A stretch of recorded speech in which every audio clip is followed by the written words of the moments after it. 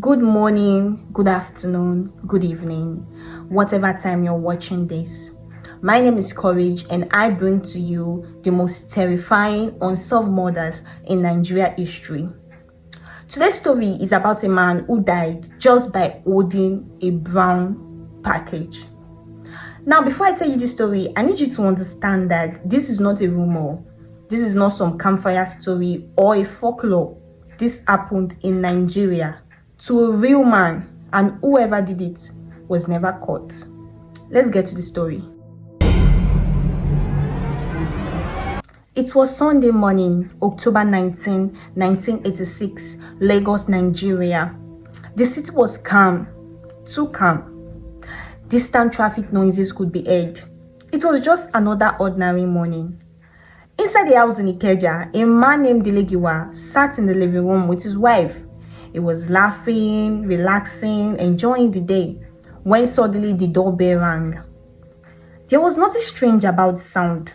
It was the everyday sound of the doorbell ringing. Dele Giwa stood up and walked to the door.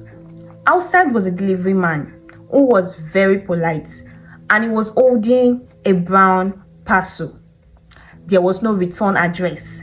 There was no warning sign, just a simple brown package. After signing for it, Dele Giwa carried it inside his house and placed it on the table. His wife watched. It looked like a gift, she said. Perhaps something harmless. They even joked about it. Dele Giwa then sat down back, picked it up and started opening it, when all of a sudden there was a loud noise. The room exploded into noise and fire.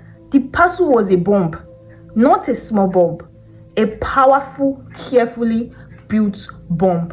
It blew his hands apart and tore open his chest. Blood splattered the walls, the sofa, the floors. His wife screamed. Neighbors heard the blast and gathered. But when the smoke cleared, Dele Giwa was dead, still sitting, still leaning back, but no longer alive. Now the terrifying part about this story, the part that makes people feel cold inside, is that just 2 days before this happened, Dele Giwa had been summoned by Nigeria Security Service. He was interrogated and threatened. Why? Because he was an investigative journalist and he had been writing stories about government corruption, their drug trafficking, their military secrets, powerful people doing terrible and illegal things, people at the very top, people who don't like to be exposed. Anyways, the police came. The government promised justice.